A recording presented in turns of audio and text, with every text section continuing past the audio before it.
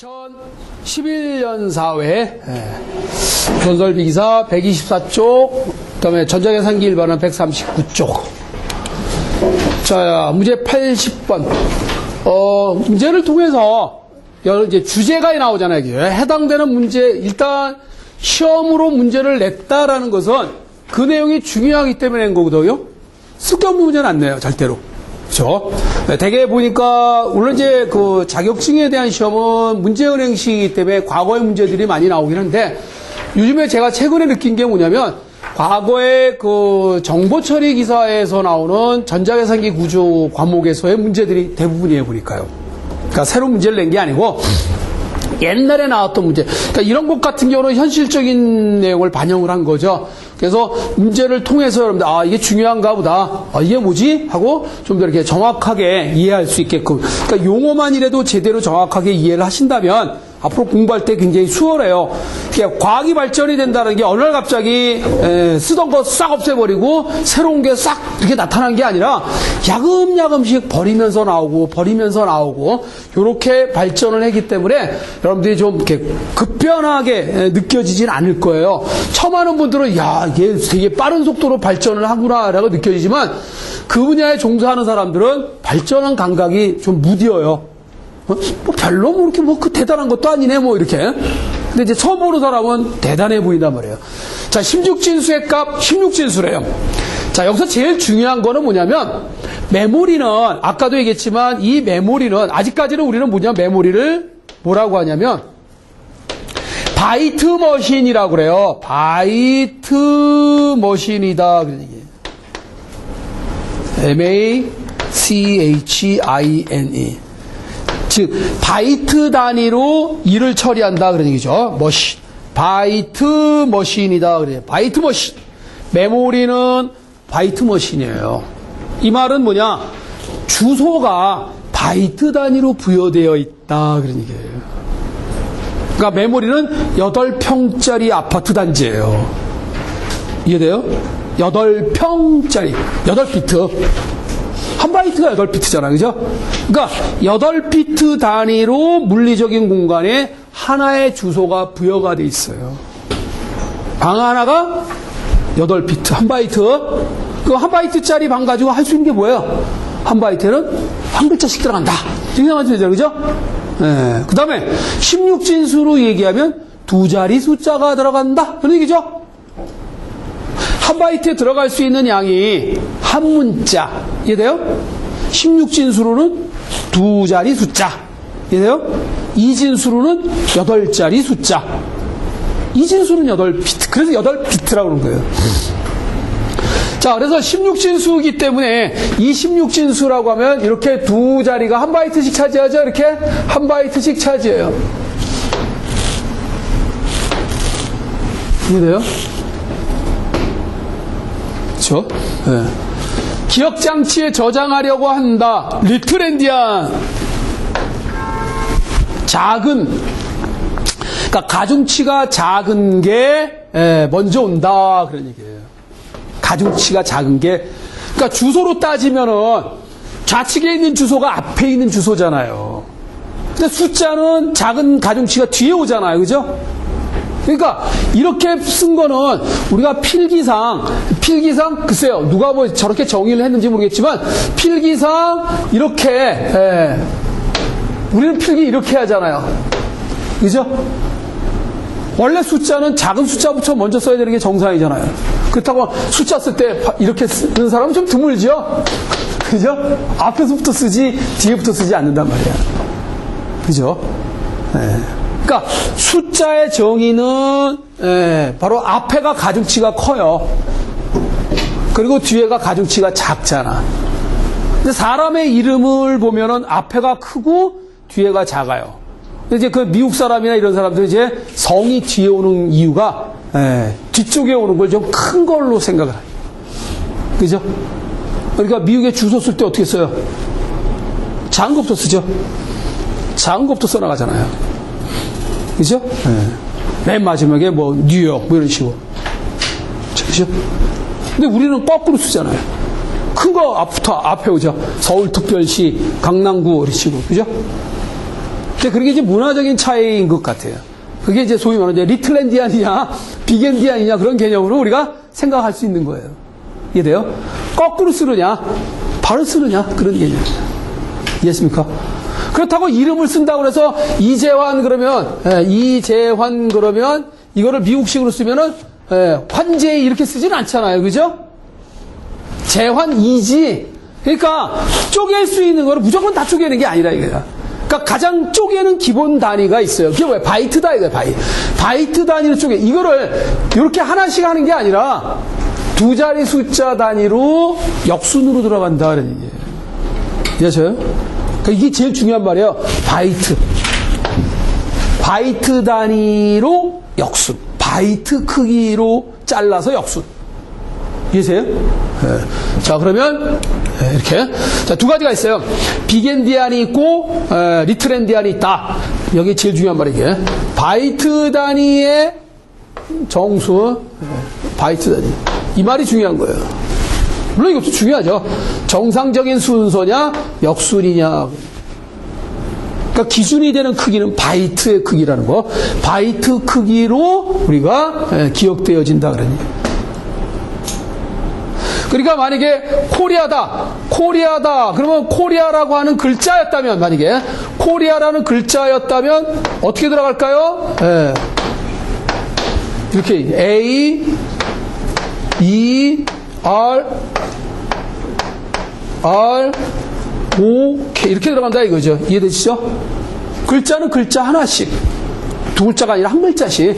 왜냐면 글자 하나가 8비트, 즉 한 바이트를 차지하니까. 이해하세요? 이거 이제 16지수. 만약에 이게 K 같은 경우에는 얼마냐면 4, A, B, C, D, E, F, G, H, I, J, K 11번째죠. 그러니까 11번째니까 4B. 이게 4B예요. 4B. B. 4, 1이란 말이에요. 16진수로. 이해돼요? 그러면 16진수로 A가 4, 1이기 때문에 1, 4가 들어가는 게 아니라 이 4, 1은 그대로 한 덩어리에서 4, 1이 들어가는 거예요. 이렇게. 이해돼요? 바이트의 크기 단위로 그대로 옮긴 거예요. 이해하시죠? 네. 리틀엔디안. 빅엔디안은 그런 거 신경 쓸 필요 없어. 그대로 들어가니까 뭐 별 문제가 없는데, 그러니까 리틀엔디안으로 들어갈 때 이제 여기 좀 바이트라는 개념이 중요하단 말이에요. 바이트. 자, 그래서 만약에 이렇게 돼. 리틀엔디안은 이렇게 거꾸로 들어가요. 메모리에 들어갈 때. 왜냐면 여기가 앞주소거든요. 메모리의 앞주소기 때문에 그래요. 이렇게 들어간다. 이런 식으로 바이트 크기로 잘라서 앞에서부터 채워나가는 게 바로 리틀엔디안이에요. 반대로 이걸 빅엔디안은 어떻게 했냐? 빅엔디안은 그냥 차례대로 들어가면 돼요. 그냥 차례대로 들어가면 돼요. 네.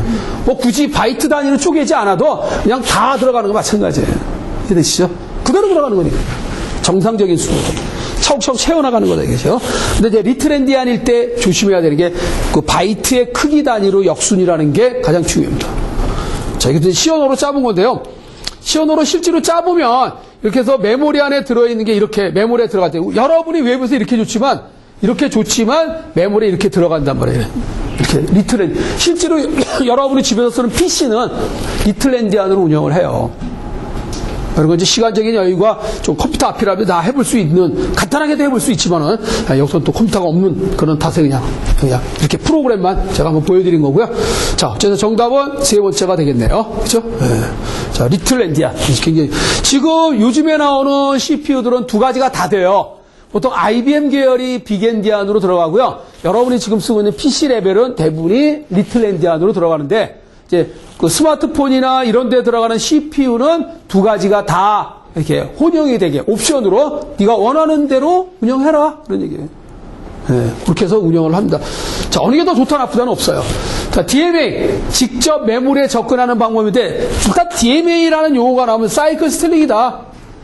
즉 독립적으로 입출력과 연산이 같이 일어나는데 남의 사이클을 훔쳐서 IO가 일어난다 그런 얘기예요.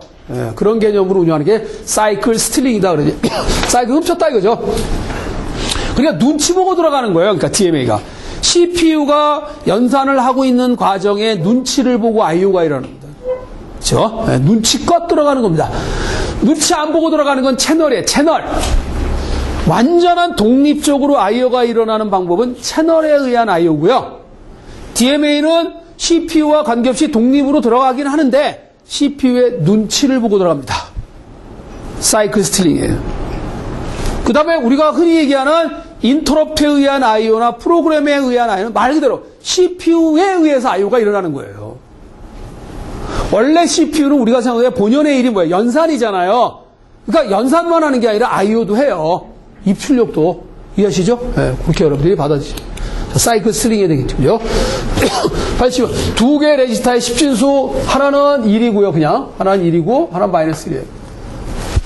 1과 마이너스 1. 자, 1과 마이너스 1에 대한 거를 한번 생각을 해보고요. 자, 그러면 이거를 더 세보라 되겠요. 1과 마이너스 1에 대해서 두 개를 더, 당연히 제로죠? 당연히 결과는 제로예요. 네, 결과값 제로. 그쵸? 네. 1과 마이너스 1을 더했는데 컴퓨터가 이걸 오버플로다라 그러면 컴퓨터 바보지, 그죠? 너무 상식적인 문제죠? 이건 오버플로 아니에요.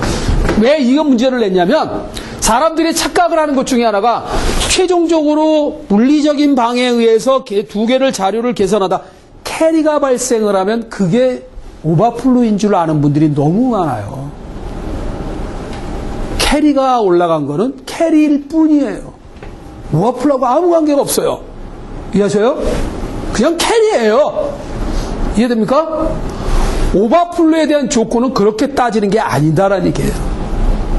넘친다라는 것은 캐리가 발생한 걸 가지고 넘쳤다라고 따지지 않는다는 얘기예요. 그걸 자꾸 착각을 한다고 사람들이. 캐리는 캐리일 뿐이에요.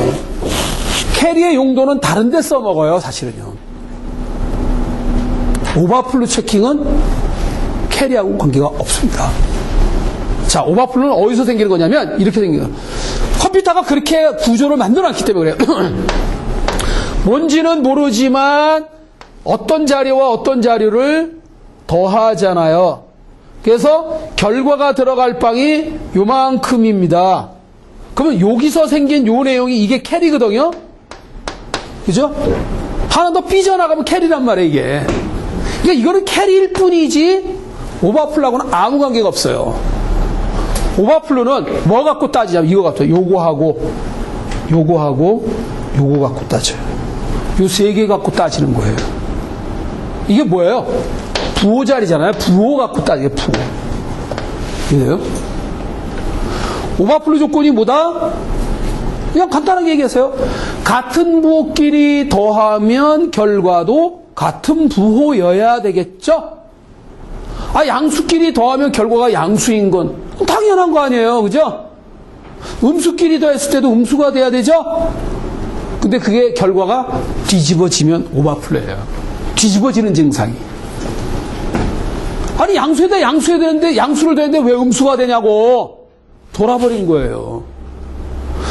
수직선상에서 우리는 지구가 하나의 구잖아요.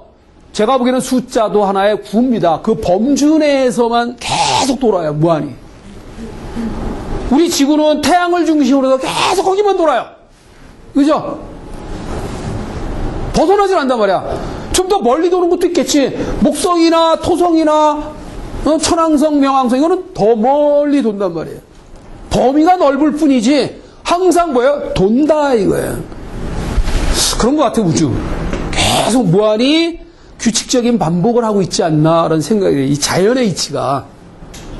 그래서 누가 이제 뭐 사주팔자 보는 사람들이 자신의 그 몸의 건강이라든가 자기의 사주팔자 거기 뭐 사주팔자에 다 들어있다고 그러는데 물론 믿거나 말거나 자꾸 이제 사람들은 이제 미신으로 치부를 해버리잖아요.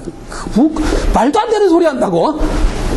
그 말도 안 되는 소리라면 안 들으면 되는 거고 여러분들이 그게 인증을 할 수 있다. 그거 맞는 얘기네. 그 긍정적으로 받아들이면 좋아요. 우리네 인생은요 사주팔자에 있는 대로 사는 게 아니에요. 만들어가는 거예요. 만드는 거예요. 만들어가면 돼요. 그죠? 본인의 인생은 본인이 만들어가면 돼요. 네. 앞으로 내가 미래 10년 후에 그러니까 시나리오 작가들이 앞에서부터 쓰는 게 아니라 뒤에부터 씁니다. 결론을 내려놓고 이 결과가 되게 해피엔딩으로 되게 끝나지만 이렇게 되기 위해서 과정을 하나하나 거꾸로 만들어가더라 이게. 그러니까 여러분도 지금도 한번 써보세요. 10년 후에는 내가 어떤 모습이 되어 있을 거다. 아니면 내가 이런 모습으로 될 거다. 돼야겠다. 라고 정해놓고 그걸 가면 되는 거예요. 그러면 돼요. 비슷하게라도 가요. 아, 내가 의대 가려고 의학 공부하면 의대 가는 거잖아. 아, 의대 가려고 공부했는데 법대 갈 수 있어요? 안 되죠. 그건 안 됩니다. 그건. 길이 다른데, 그죠? 내가 가야 될 길을 만들어 놓고 가면 갈 수 있다라는 얘기예요. 그거 때놓은 당상이잖아. 내가 의대가 목표야. 지금부터 의대 가기 위한 준비를 해야 될 거 아니야. 그렇지 않고 갈 수 있냐? 못 가잖아. 준비를 해야 간다고요. 내 인생도 그렇게 만들어가는 거라니까.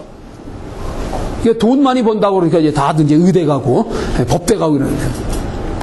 근데 그것도 이제 미래 예측을 한다면 별로 좋은 직업이지 아니지 않느냐라는 생각이 드는데요. 어쨌든 제가 보기엔 그래요. 잘할 수 있는 걸 하라.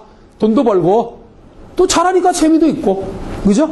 그래서 음악을 좋아하는 사람은 그래서 음악을 하는 거고. 근데 좀 생각 좀 하면서 하라 이거야. 아무 생각 없이 하니까 발전을 못하지. 뭔가 좀 틀을 깨야 돼요. 더 좋은 방법이 있지 않을까. 주워 먹을 거 아직도 좀 남아있어요.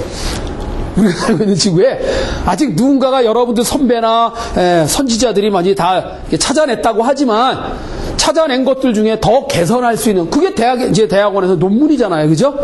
논문이라는 게 뭡니까? 기존에 있는 것보다 하나 조금씩 업그레이드 돼서 발전하면 되잖아요. 그러니까 누군가가 뭘 해놨다라는 걸 다 뭐 확인을 해야 돼요. 그거보다 더 좋은 걸 하려면. 그래서 논문 쓸 때 다 자기 분야에 관련된 논문을 다 수집해서 보잖아요. 현재 여기까지 왔구나. 이걸 어떻게 개선 한번 해보자. 개선할 거예요. 그러니까 획기적인 거면 더 좋고, 물론 어마어마한 거죠. 획기적인 거 있어요. 제가 보기엔 있을 것 같아. 저도 이제 물론 그런 걸 노리고 있기는 하지만, 믿거나 말거나 이겠지만, 어쨌든 여러분들도 그래도 기대를 해보고 생각해보고 그러면 아마 찾아지지 않을까라는 생각이 들어요. 자, 다시. 오버플로 조건이 뭐다? 같은 부호끼리 왜 덧셈기밖에 없으니까요. 같은 부호끼리 더했을 때 결과의 부호가 이 부호하고 같아야 되는데 뒤집어지면 오버플로예요. 그러니까 이거는 그냥 보면은 1하고 마이너스 1을 더하면 제로예요. 결과는 제로고. 다만 이제 캐리가 발생했냐 안 했냐를 갖고 뭘 알 수 있냐면 결과가 양수다 음수다를 알 수 있어요. 자, 여기 이제 제가 그래서 일단 해봤어요. 1이라고 하는 건 이거고 마이너스 1은 다 죄다 1인데 이걸 더해보세요. 그럼 0이잖아. 이게 결과예요. 0. 그리고 최종 캐리 생겼잖아요. 그죠? 이렇게 최종 캐리가 생기면요, 이 결과가 양수예요. 캐리 발생을 안 하면 음수예요. 자, 여기 보세요. 그래서 지난번에 했던 거 한번인데요. 당연하지만 양수에다가 양수를 댄데 양수예요. 판정! 아주 정상이에요. 정상이고 캐리가 발생을 안 해요. 특징을 보면. 그런데 양수에다가 양수를 댄데 음수가 됐어요. 돌아버렸죠. 그죠? 이게 오버플로예요. 그래서 특징은 또 노 캐리가 생겨요. 이 경우에 오버플로는 노 캐리 안 생겨요. 어쨌든 오버플로예요. 그 다음에 여기 보면 이제 요 네 개가 같은 의미예요. 하나는 양수고 하나는 음수다 이거예요. 그러니까 서로 다른 부호를 가진 걸 더하면 결과는 분명히 둘 중에 하나예요. 양수 아니면 음수예요. 그죠? 음수 쪽으로 크면 결과가 음수고 양수 쪽이 크면 결과가 양수예요. 그죠? 왜냐면 우리가 항상 수직선상에 0을 기점으로 해서 하나가 이쪽에 있고 하나가 이쪽에 있다. 이건 양수고 이건 음수잖아요. 이와 같이 0을 기점으로 해서 양쪽에 있는 숫자들끼리 더하면 결과가 어디냐? 이 사이에 있어요. 벗어날 일이 없어요. 이해돼요? 이 사이에 존재하는데 어느 쪽이냐? 0보다 왼쪽이냐 0보다 오른쪽이냐에 따라서 결과가 이제 양수냐 음수냐가 되는 거잖아요. 그죠? 절대로 오버플로는 없습니다. 하나가 양수고 하나가 음수인 경우에 오버플로는 없다. 이게 이제 말로 만들어낸다면 그렇게 말 만들어낼 수 있어요. 이해하셔요? 그렇잖아요. 주어진 두 개의 숫자의 사이에 있다고요. 같은 부호끼리 더해야 솔림 현상으로 나가는 거지, 하나가 양수고 하나가 음수면 결과는 그 사이에 있다 그런 얘기예요. 이해하셔요? 자, 그래서 이 특징을 보면 자, 더했는데 이제 그러니까 서로 다른 볼 때 양수가 나왔다. 양수가 나올 때는 이제 캐리가 발생을 해요. 이렇게. 음수일 때는 뭐예요? 노캐리예요. 요 차이예요. 그러니까 양수일 땐 캐리고 음수의 결과는 노캐리로 우리가 야 이거 결과 음수다. 너 어떻게 알았냐? 캐리 발생 안 했잖아 임마. 결과값 자체를 보고도 알 수 있지만 캐리 발생 유무를 보고도 결과가 양수인지 음수인지를 알 수 있어요. 이해하셔요? 이게 특징이에요. 하다 보니까 이런 걸 규칙을 발견하게 되는 거죠. 아시죠? 역시 마찬가지죠. 예, 이거 이제 다 정상이에요. 그래서 이건 무조건 정상이에요. 이 네 개는 무조건 정상이에요. 예, 무조건 정상이에요. 여기 이제 오버플루죠? 음수끼리 더했는데 양수가 됐어요. 당연히 오버플루예요. 그죠? 근데 이때 증상에 캐리가 발생을 해요. 이때는 노캐리예요. 이해돼요? 음수끼리 더한 경우에 오버플루는 캐리가 발생한 걸 보면 알 수 있어요. 이거는 노캐리에 의해서, 물론 이제 특징이 그렇다는 얘기예요. 캐리가 발생 안 했기 때문에 오버플루가 아니고, 이 결과, 그러니까 오버플루 조건에 맞는데, 결과가 음수인 경우는 노캐리고, 결과가 양수로 된 오버플루는 뭐냐? 캐리다. 캐리가 발생한 거다. 그러죠. 이거 정상이고요, 당연히. 예, 음수에다 음수되는데 음수했다. 정상이에요, 당연히. 그렇죠? 당연히 정상이고. 자, 이렇게 8가지의 경우의 수를 이렇게 꼼꼼하게 따져보면, 예, 이런 증상이 나타난다라는 얘기예요. 그러니까 이제, 여기까지는 이해가 됐을 거예요, 여러분들이. 이거 되게 많이도 이제 숙달이 했으니까. 근데 이제 요 부분이 익숙해지지 않았을 거예요. 그죠? 예. 이거는 그냥 일부러 익숙해질 필요는 없어요. 그냥 자꾸 보세요, 문제를 이렇게. 그래서 제가 설명한 걸 자꾸 보시면, 여러분들이, 그렇구나. 공감을 하시면 돼요. 하다 보면 또 이런 결과를 항상 얻지만, 그러니까 이걸 염두에다 두고 어떤 특정한 값을 계산했을 때 한번 보셔야 이거. 이것도 유심히 한번 따져봐라 이거죠. 제 얘기는 캐리가 발생했는지 안 했는지. 그러니까 단지 캐리는 캐리일 뿐이에요. 이해되시죠? 발생을 하던 안 하던 캐리의 발생 유무는 그냥 캐리일 뿐이다 이거예요. 그냥 아무 관계 없어요. 그냥 특징으로서의 의미를 부여한 것 뿐이지 이것 때문에 이거다라는 건 아닙니다. 이런 증상에 의해서 이런 특징도 가지고 있다 그런 얘기예요. 참고하시고. 자, 그래서 당연히 결과값은 0이고 캐리가 발생했다. 실제로 해보면 되니까요. 이거 1과 마이너스 1을 더해보시면 돼요. 자, 쉬프트 레지스터의 내용을 오른쪽으로 2비트 이동시켰다. 오른쪽으로. 오른쪽은 뭐예요? 나눗셈. 이해됩니까? 2비트는 뭐예요? 2의 자승. 2의 자승으로 나누는 거예요. 그럼 4로 나누는 거죠? 4분의 1배 하는 거죠? 그래서 4분의 1. 원래 값에 4분의 1배가 된다는 게. 오른쪽으로 이동하면 나눗셈. 왼쪽으로 이동하면 곱셈이에요. 그죠? 왼쪽, 오른쪽. 네, 왼쪽, 오른쪽 구별 좀 잘 해주시면 되겠고요. 한 비트 이동할 때마다 2의 해당 이동 숫자만큼의 거듭제곱수가 대상이 되는 겁니다. 3비트면 8배가 되거나 8분의 1배가 되거나 이렇게 그게 이제 왼쪽 오른쪽에 따라 달라집니다. 그렇죠? 그래서 4번째가 정도. 자, 연산을 했는데 이렇게 나왔다. 도대체 무슨 연산했냐? 엔드냐, 오하냐, 익스클루시브 오하냐, 낸드냐 다 비스무리해요. 자, 4개 중에 이제 일일이 해봐야 돼. 이런 거는 좀 짜증이 나는 문제이긴 해요. 해봐야 돼요. 자, 만약에 해봤습니다.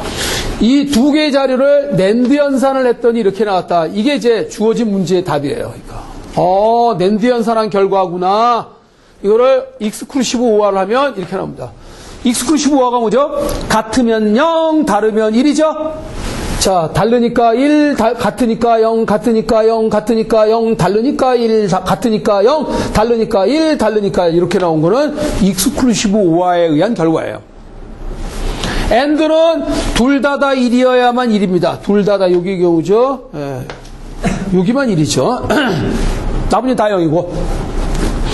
OR는 뭐예요? 요 경우만 0이죠. 요 경우만 0이고 나머지는 다 1이죠. 이게 OR 연산이잖아요. 예. 특징만 알면 다 풀 수 있는 거예요. 그죠?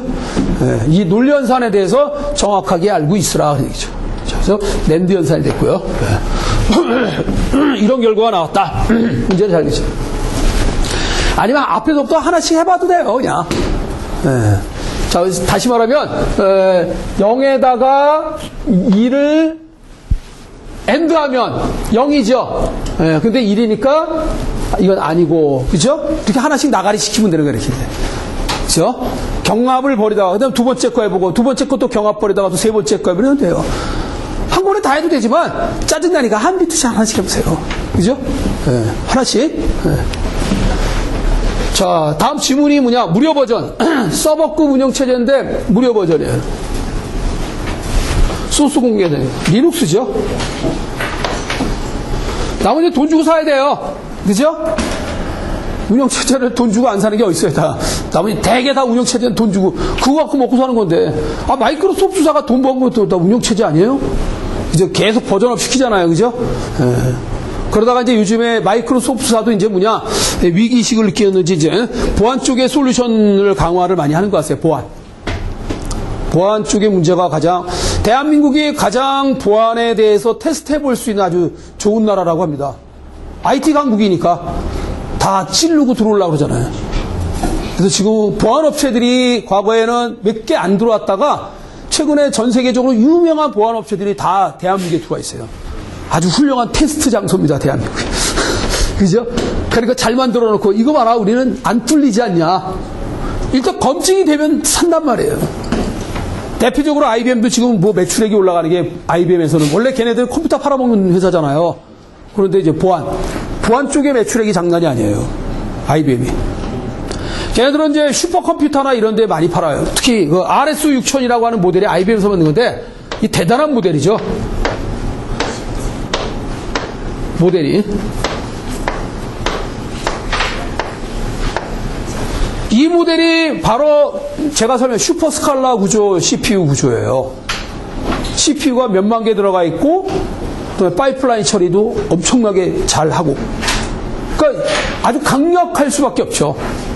근데 말로만 강력하다고만 하면 뭐합니까? 선전에. 그럼 광고지. 실제로 보여줘야 돼, 이거를. 보여준 게 바로 뭐냐? 딥블루였어요. 딥블루.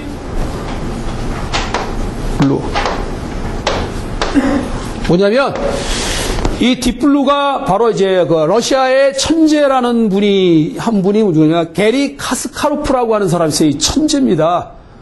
세계 10대 천재 중에 한 사람 중에 하나예요. 그 중에 한 분이 우리나라 사람인데 서열 2위인가 아마 그럴 거예요. 김웅룡 씨. IQ 210. 세계 1위가 지금 IQ가 235인가 아마 그래요. 현존하는 살아있는 인물 중에.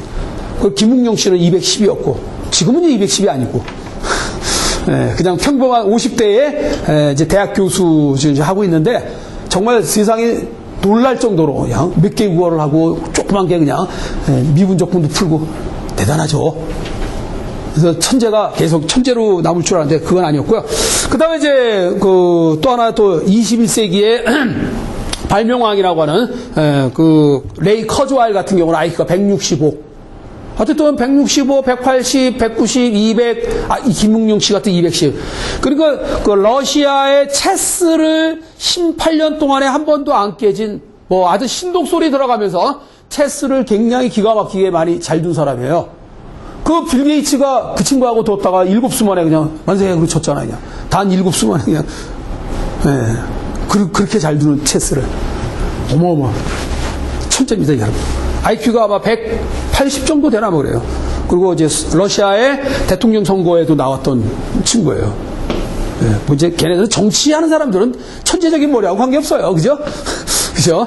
여러 가지 인맥 이런 거 다니까. 이게 얘가 바로 그 게리 카스파로프라는 사람의 체스 대결에서 이긴 컴퓨터예요. 체스를 세계의 대결을 벌여서 이겼어요, 얘가. 그래서 검증이 된 거죠.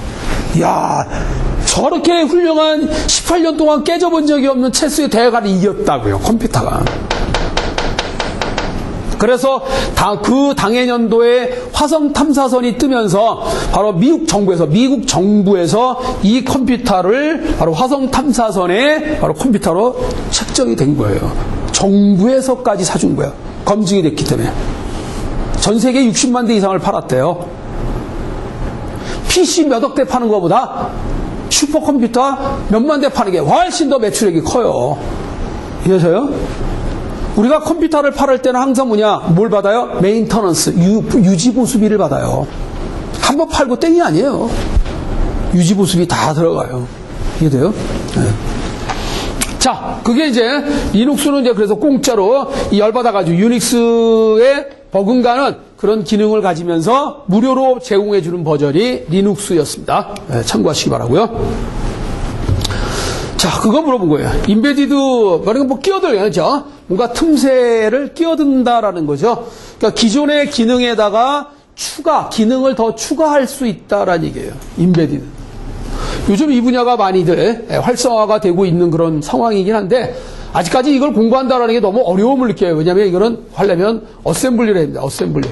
어셈블리와, 그 다음 뭐라 해야 돼요? 시어너와, 그 다음에 하드웨어를 해야 됩니다. 컴퓨터의 구조를 알아야 돼요. 네. 그래서 이거 가지고 굉장히 제어 쪽에 관련된 프로그램 개발을 많이 합니다. 그러니까 되게 제어는 뭐예요? 제어는 타이머예요. 타이머. 시간 제어가 대부분이에요. 그죠? 자동화를 한다라는 것은 시간에 의한 자동화가 대부분이잖아요. 아침 몇 시에 깨워주세요. 뭐 이런 거. 근데 뭐 알람이 울린다든가 뭐 시간에 관련된 제어가 제일 많아요. 네. 그래서 그것만 잘 정확하게 제어를 하죠. 다음 86번. 다음 지문에서 설명하고 운영체제의 어떤 유형이냐? 부분적으로 일어나는 장애를, 자, 장애입니다. 말 그대로 고장이 나도 된다. 그런 얘기예요. 이걸 이제 톨러런트 시스템이라고 그래요. 네, 그래서, 결함을 허용한다. 고장이 나도 된다. 그냥, 걱정하지 마라. 혹시 달래 CPU를 여러 개 넣냐? 이러려고 CPU를 여러 개 넣은 거예요. 장애가 발생을 해도 그 장애를 극복을 해서 장애가 마치 없는 것처럼 일이 진행되게 운영을 해주는 거예요. 자, 747 비행기, 항공기 같은 경우에 수송기나 여러분들이 비행기 타고 다니시면 이 비행기는 엔진이 4개입니다. 엔진이 4개예요. 그러니까 엔진 고장으로 추락됐다. 그런 일은 거의 드물어요. 근데 이제 전투기, 공군조종사들이 쓰는 이제 전투기는 엔진이 하나예요. 그래서 대개 이제 운행하다가 엔진 고장으로 비상탈출을 하잖아요. 사람의 목숨이, 물론 그것도 몇 억짜리 그 비행기이긴 하지만 더 중요한 건 목숨이에요. 그래서 비상탈출구를 만들어 놨어요. 제일 문제가 이제 헬리콥터죠. 헬리콥터는 비상탈출구가 없어요. 그래서 이게 도니까. 어디로 튀어나갈 수가 없어. 예. 그러니까 헬리콥터는 고장났다 그러면 그냥 다 죽어야 돼요. 순직해야 돼, 그냥. 근데 이제, 파이러트들은, 비행기 조종사, 이제 공군, 전투기 비행사들은 비상탈출을 다 만들어놨어요. 딱 보트 하나만 딱 눌러놓으면 그냥 쫙 올라, 낙하사 탁 타고 내려오잖아요. 그죠? 비행기 버리고. 엄청나, 그 비행기 끝까지 지킬 일도 없지만, 지킬 수도 없어요. 일단 엔진 고장이 나면. 가장 그 기체의 핵심이 엔진인데, 엔진 고장인데 어떻게 할 건데. 그런데 일반 민항기들은 엔진이 4개란 말이에요. 그래서 엔진에 의해서 고장이 나서 문제가 생겼다. 이런 건 없어요. 예전에 우리나라 그 대한항공인가요? 무르만스키의 그 얼음 위에, 정말 이 조종술이 대단한 것 같아요. 얼음 위에 그냥 안전하게 착륙을 했던 그런. 활주로가 문제가 생겨가지고. 네. 자, 그것도 비행 기술이겠죠, 이제. 그죠? 얼음이 어떻게 비행기가, 네, 그죠? 배 위에서도 이 비행기 뜨는 게 그렇게 쉽지가 않은데. 공간도 좋고. 그죠? 네. 어쨌든 대단했습니다. 그게 기술적으로, 막 운이 좋았던 걸로 보시면 되겠죠, 뭐.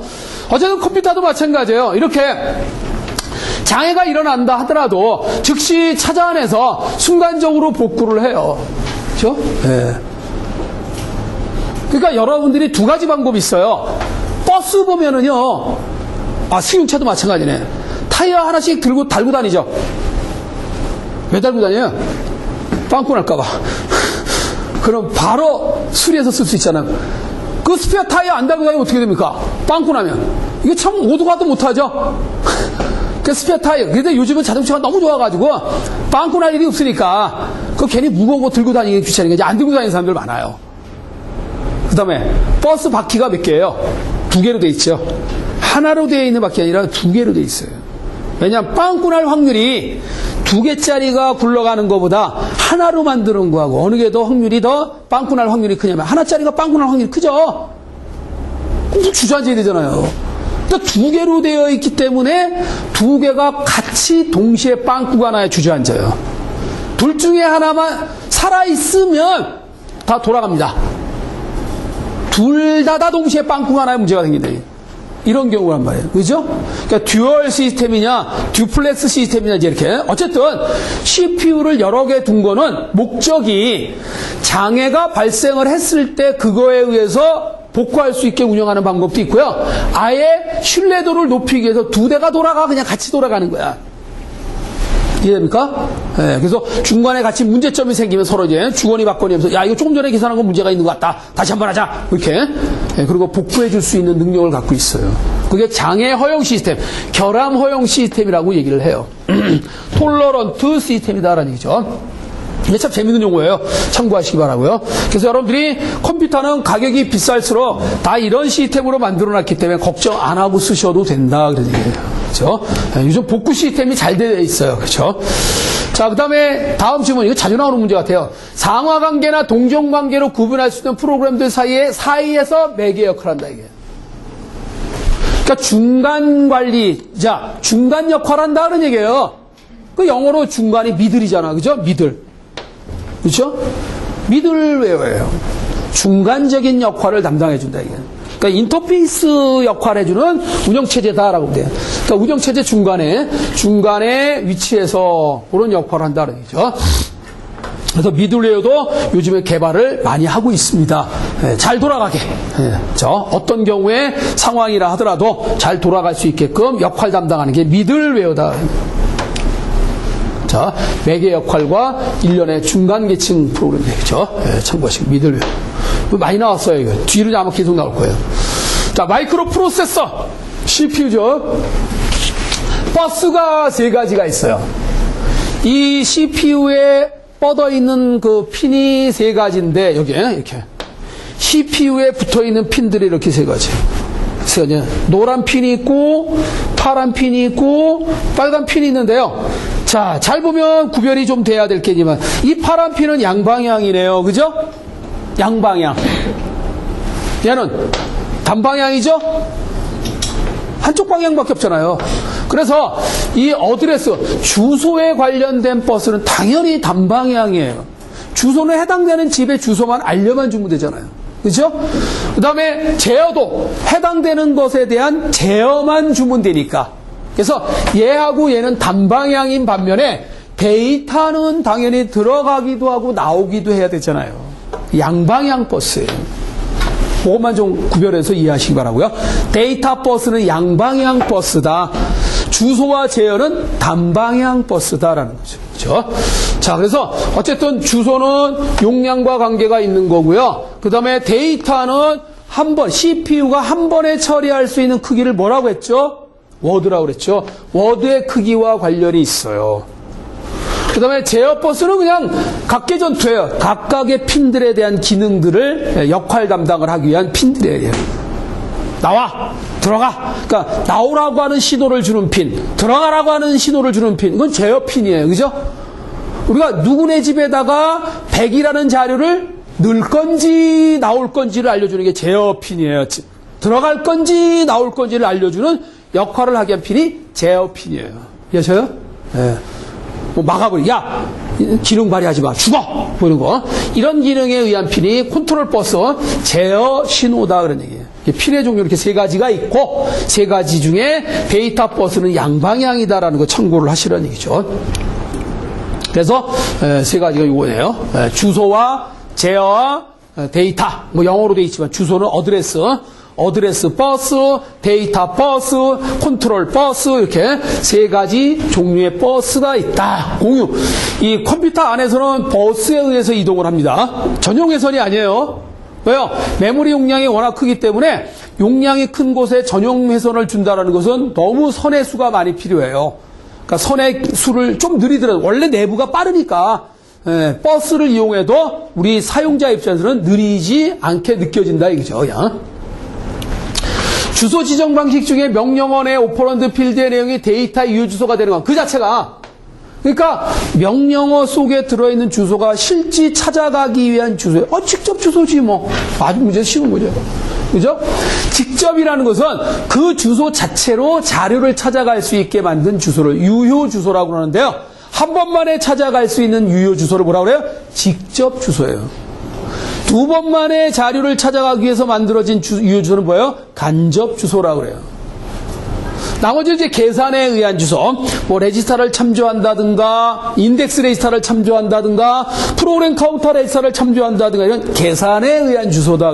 이해돼요? 네. 특히 상대 주소는 프로그램 카운터라고 하는 레지스타가 가지고 있는 값을 이용하는 계산 방식으로 하는 게 상대 주소다라는 거죠. 네. 이건 직접 주소예요. 그 자체가 한 번만에 찾아갈 수 있는 주소다. 직접 주소다. 되게 쉬운 문제.